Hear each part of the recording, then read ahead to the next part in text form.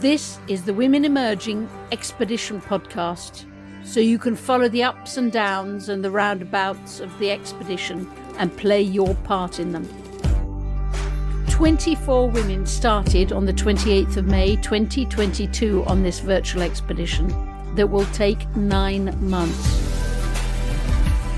We are women from across the world determined to find an approach to leadership that resonates with women. We'll be successful so that women the world over will be able to say, if that's leadership, I'm in. Welcome, welcome, welcome. I'm Julia Middleton, Expedition Leader. This is the 26th episode, and we're going to use this episode as an opportunity to sort of catch up with the expedition itself. We are a third of the way through, and I thought it would be helpful to take a bit of a snapshot I've chosen 3 members to speak to, 3 members of the expedition to speak to. In July, all the members formed into 5 groups.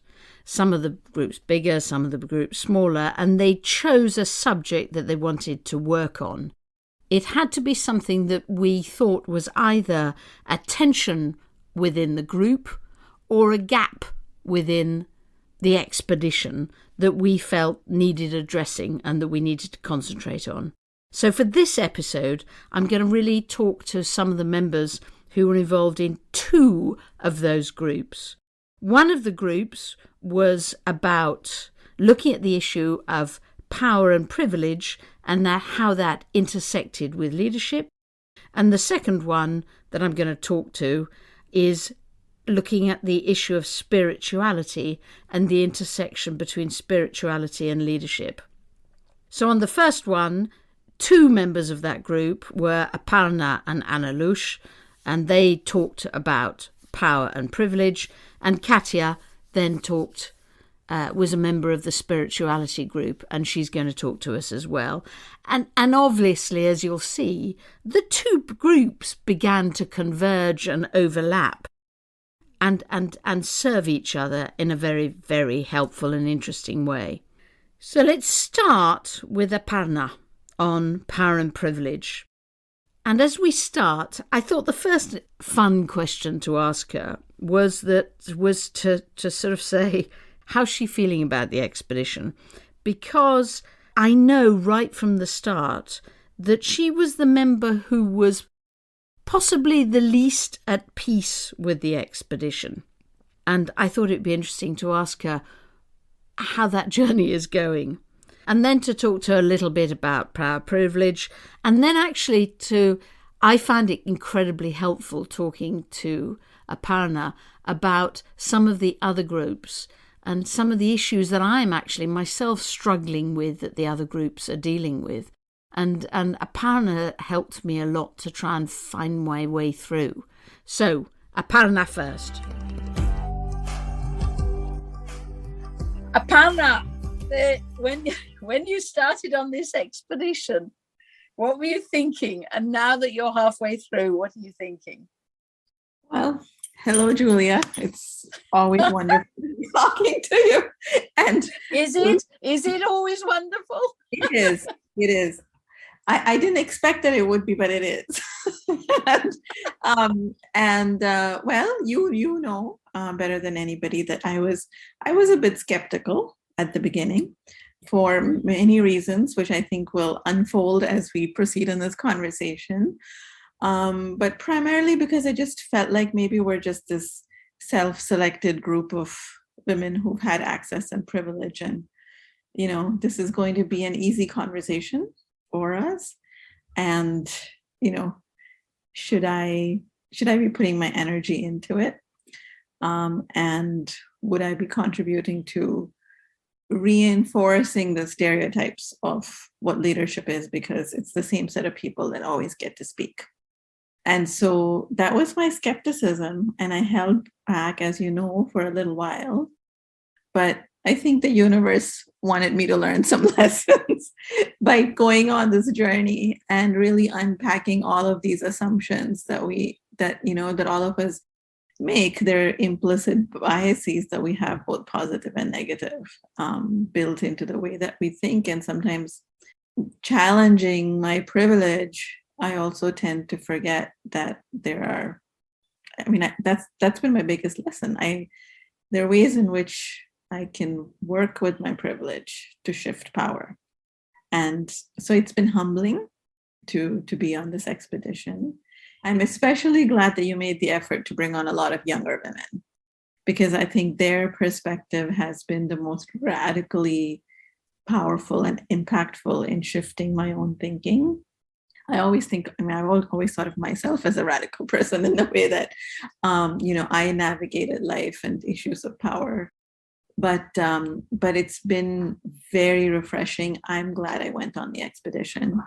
Midway through it, I would have made a mistake had I said no. And at the moment, you're in a group, a really interesting group, who are looking at the issue of privilege and power. Where's that group got to? So I think where we've been able to land is in a positive place, where we've been able to really redefine privilege as also a position where one takes responsibility, rather than a position of power where that you use to your own advantage. And I think when it comes to power, we've also been able to sort of reshape the idea of power as a form of energy that flows, rather than a force that sits and accumulates in one place. And I think both of these it wasn't easy to get there, because we've come from very different sort of life stories and expectations. But it wasn't on the other hand, it was also not very difficult, because once you began opening up and actually speaking about yourself from a very vulnerable position, as someone who wasn't sure about what to do with your power, or whether power was something that is necessarily a precondition of being in a leadership position. Can you get to a leadership position only if you accumulate power? So we had to ask difficult questions and make ourselves vulnerable. And I think that has been the most, again, a powerful emotive experience, is that you can only start to deal with this idea of power if you become vulnerable, in a responsible way. So I think that's where we're at. We're still struggling. I'm still struggling with a few questions around things like, is leadership gendered? I think it's simplistic to say that it isn't. I would rather not jump to that at this point, because I think that has to do with power. I think it's easy to say that leadership isn't gendered when you've had, a reasonable, decent amount of power all your life. So I want to be cautious. I think I'm sometimes more cautious than others when we decide to sort of make statements around, this is what we think leadership is. I'm much more comfortable with a fluid and dynamic definition of leadership, and a fluid and dynamic path for this expedition to take. So that's where we are. And I was surprised that that's the group I ended up choosing, because I always thought I'd go into the spirituality group, because that's where I thought my interest really lay. But, when I really think about the work that I do and the meaning that I'm trying to make in the world, I might be harnessing my own internal power from my spiritual being. But how that's expressed in the world really has to do with power and privilege. And it was like a force pushed me to be in this group. The other thing we've both struggled with is the link between motherhood and leadership, isn't it? Yes. I'm still struggling to figure out how to make that connection, because we all talk about inclusivity, and then we talk about motherhood and leadership, and it doesn't quite feel right. Not just to men, but also to women who choose not to have children, women who can't have children, or women who express their motherly instincts towards flowers or animals or plants. It's sort of, I'm really struggling with it. Are you? A little bit, but maybe not as much as you are. And I think that's possibly because I want to defy at some level this idea that inclusivity means counting categories and then including them. I'm struggling with this idea that identity is, sometimes defined by categories of experience or categories of feeling or categories of belonging. And that inclusivity isn't always only about identity, only about the choices we make, but that there are also ways of being in this world. And inclusivity is about ways of being, about multiple ways of being. So for me, the idea of being a mother instinctively isn't tied to the idea of giving birth, because mothering is so much more than giving birth. And I know that you and I have talked about motherness, which is, a state of being that is nurturing and caring, and this idea that nurture could also have elements to it that could be withholding, not always giving. You might show nurture by withholding something that's not good for the person that you're going to care for, right? So, and we know that as mothers, both of us are mothers, but we also know that through friendship. We also know that there are so many elements to motherhood, motherness, that are not related to the ability to give birth.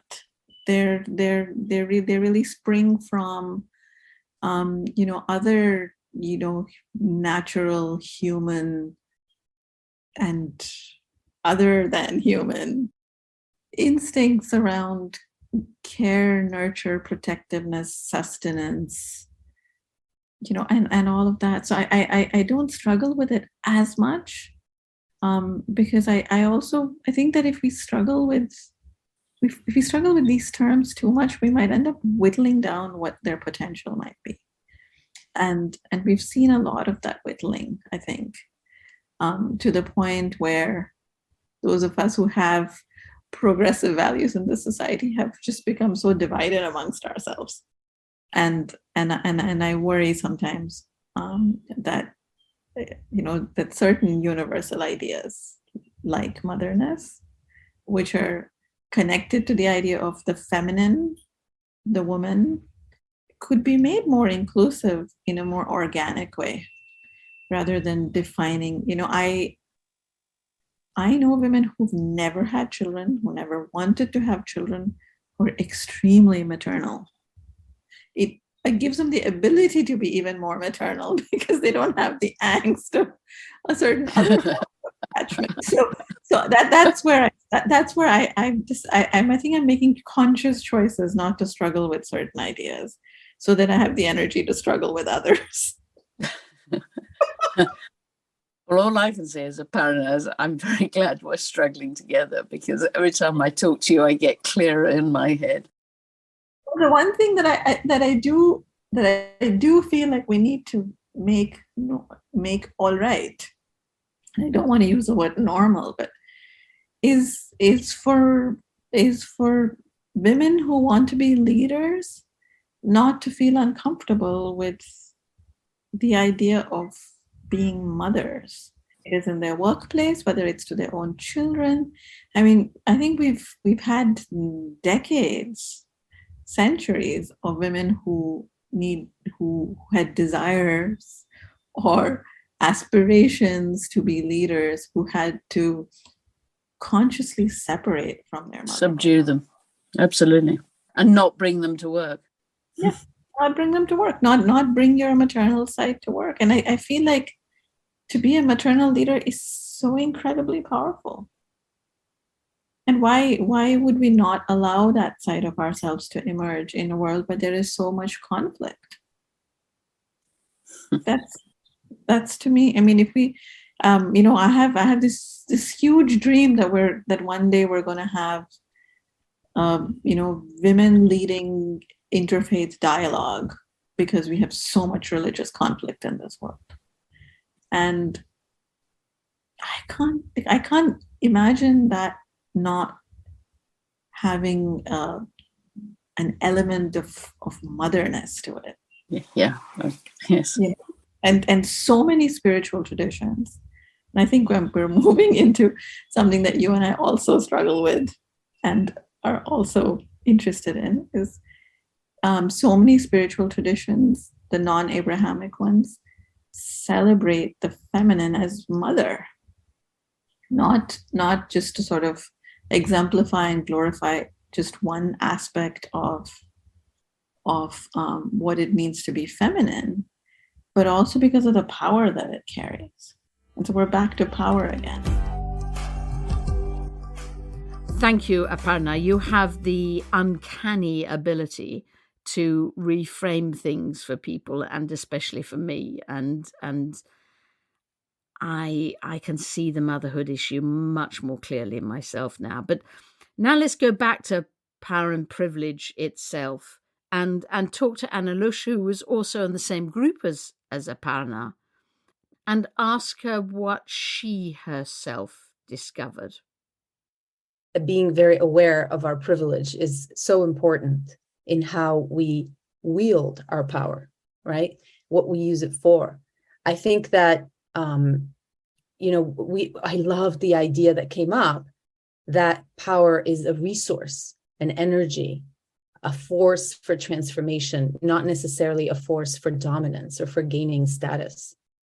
Aparna had this amazing visual idea that she talked to us about 3 concentric circles that go from control to influence to care and concern. And if you keep trying to use power to push into the outer sides of that sphere of action, that's a way, in my view, to balance power and love, which is something I brought to the conversation. The idea that both power and love can be generative or harmful, and yet in excess, or depending on how they are used, let's put it that way. And I think this idea by Aparna was very helpful to me. If you keep going towards the center, towards control, you're using power in a different way. The expression privilege and power, I remember when you formed it as a group, it was very interesting because the words privilege and power were almost expressed as negative words.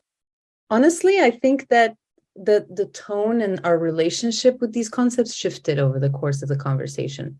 I think it shows you how ingrained some of these prevalent views of leadership, power, and privilege are for all of us. As we started exploring, I think we realized that it had they have all these positive sides. When I kept thinking about this dance between, pushing towards the middle in Aparna's framework of control and influence, and pushing towards the outer circles of care and concern, and this dance we have to do, because, as a leader, you do need to control certain things.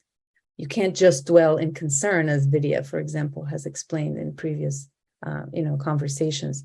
But I think that dance, it happens over time, and how you manage it over time is important, and how we lead as women and how we relate to that cyclical nature of things or temporary nature of things might be an insight that we can build on, might be a specific strength that we can build on. Why do you think that? Because I think women live in a more cyclical reality. Our bodies go through cycles every month. Some of us go through pregnancies, which require an immense amount of patience and understanding of and trusting of processes, and then radical change with a birth and that process. And, I think there might be something there. I don't know. We've talked about the role that being in a woman's body may play in leadership, and that's where I've gone with that. We are, of course, only a third of the way through the expedition. So some of the issues I think all of us feel we're landing, but some are still very much in the air, and we're all thinking them through. Thank you so much, Analush, for being honest about that. So now I think we go to Katya, who was in the spirituality group. Katya is one of the young women who are on the expedition that Aparna has loved being around the most. And of course, as Katya talks about spirituality and leadership, you'll see that it connects very much with the power and privilege group. Katya, Aparna was on the power and privilege group, but clearly yearned to be in the spirituality group, where I think she felt I think she was missing every minute of your discussions. But of course, there's a very strong link between power and privilege and the spirituality group that you were in. Tell us a little bit about what came out of the spirituality group and why did you even choose to be part of it? What drew me to the spirituality group in the first place was the fact that it's something I think that many of us are afraid of, particularly when we're talking about leadership. Because I think we are afraid of bringing elements that are not solid or soft or flexible into something that many of us understand as being fixed and strong. And I think that spirituality, the discussion of the link between spirituality and leadership, prompts us to broaden our understanding of leadership. Spirituality for us was not so much an ingredient or element of leadership, so much as something that informs the approach to leadership and the process of leadership. And so how this links to the concept of power and privilege, I think spirituality really forces us, maybe not forces us, but prompts us to think about why we do what we do as leaders, what the path is that we are pursuing and why, and consequently how we are using our power and privilege to bring those things to life, how to bring those good things into life. And spirituality is something that is so different for every person. And the reason why we kept it as a broad category of spirituality as opposed to something more concrete like religion is that, as I said, everyone has a different understanding of what spirituality is. But there are some core elements that we all agreed on that inform this approach to or understanding of leadership. And I think that, well, what we agreed was that our own spiritual practices make us more maybe empathetic, more understanding of the bigger picture, willing to share power, wanting to share power for a greater good, and believing in something much bigger than ourselves. And I think that this really does fit into the discussion around power and privilege as well.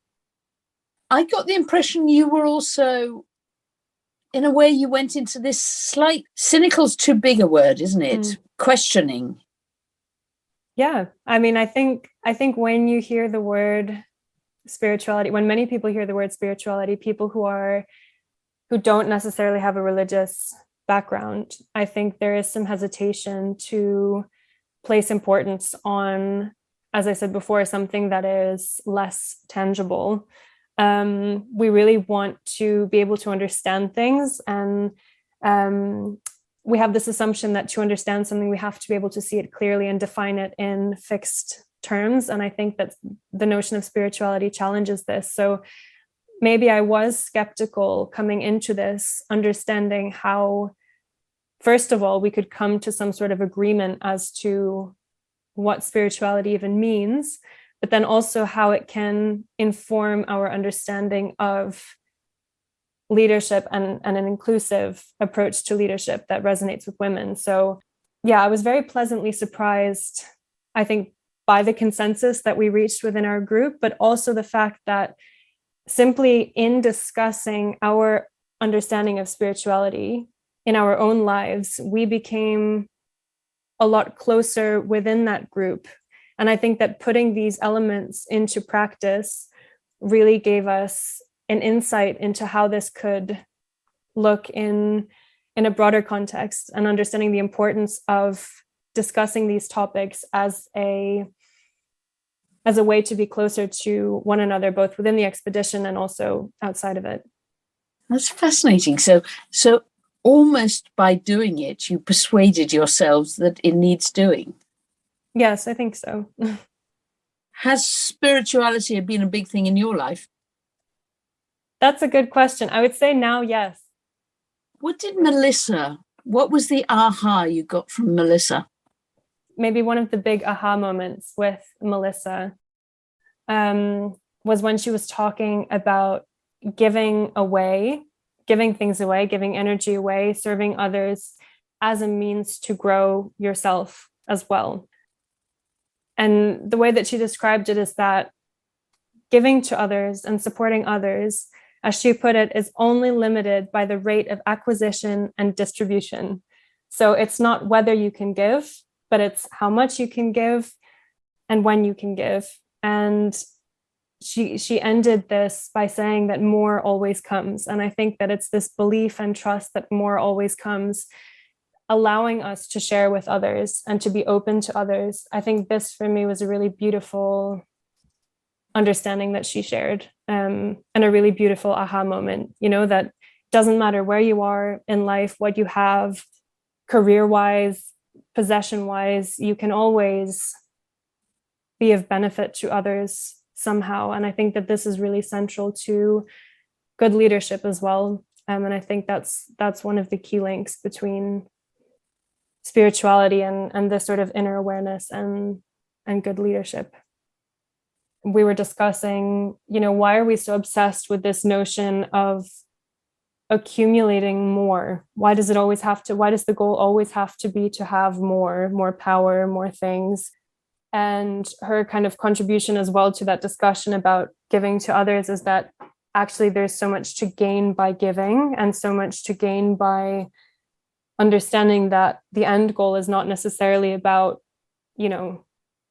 immediate personal growth. And I think that it's, again, this questioning of power, how we understand power, how we share power, that really ties into the power and privilege group. And they had some amazing discussions on that. So very exciting links between all of the groups, I think.